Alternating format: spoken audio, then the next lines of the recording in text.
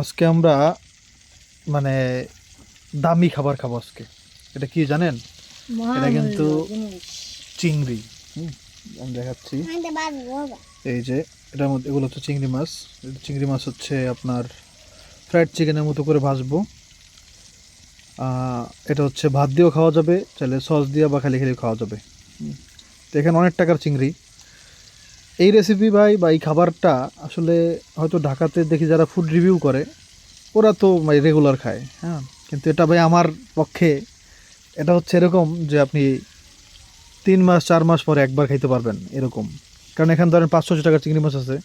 তো 500 টাকার চিংড়ি একবেলাতে এরকম করে খেয়ে ফেলাটা আসলে আমার জন্য নর্মাল বিষয় না। হ্যাঁ, যদি ভিডিওর জন্য হয় সেটা একটা অন্য ব্যাপার, হাঙ্গরি বালকে ভিডিওর হইলে।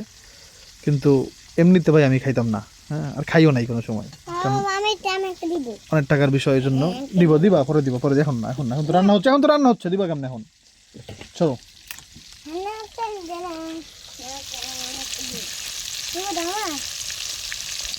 এটা আসলে আমরা কখনো খাই নাই, সাহস হয় নাই। আসার সময় ব্রয়লার চিকেন দিয়া আপনার ফ্রাইড চিকেন বানিয়ে খাই। এটা তো ফ্রাইড চিকেনের মতো অত ক্রিস্পি হবে না, কিন্তু এটা হচ্ছে ফ্রাইড চিংড়ি তো হবে, ভাজা চিংড়ি।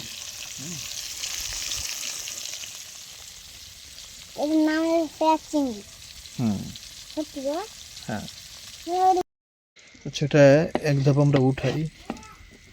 তেলটা ভালো করে হইতে হবে, কারণ এগুলো তেল থাকে অনেক বেশি।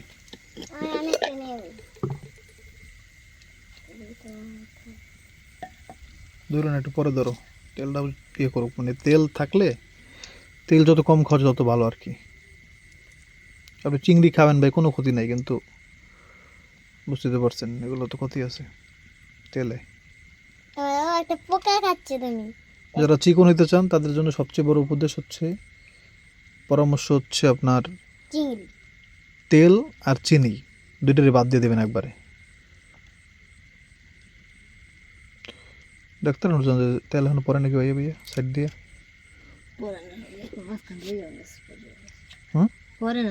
তো ধরো সামনে, আরো সামনে নাও।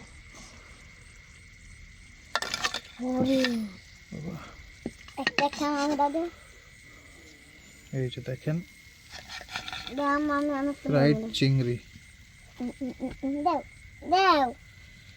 বাবা হয়ে গেছে, আসো। তুমি কোনটা নিবা? নাও, দেখো গরম কিনা আবার। তাহলে ছোট একটা নাও আপাতত, এটা নাও, পরে আবার খাবা। এটা গরম বাবা, এটাও গরম। আচ্ছা নজর একটা নাও।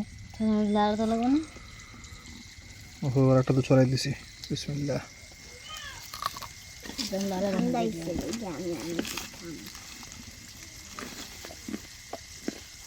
বাবা গরম গরম।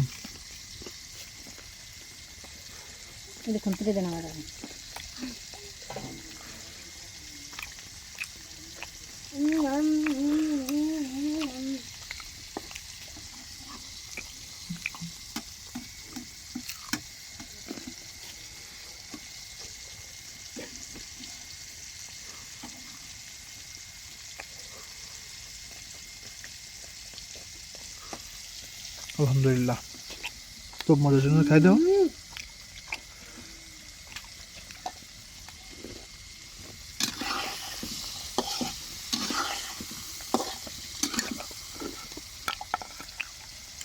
খাইছো? গরম মজা আছে না? তো এটা সস ছাড়া একটু খেয়ে দেখি।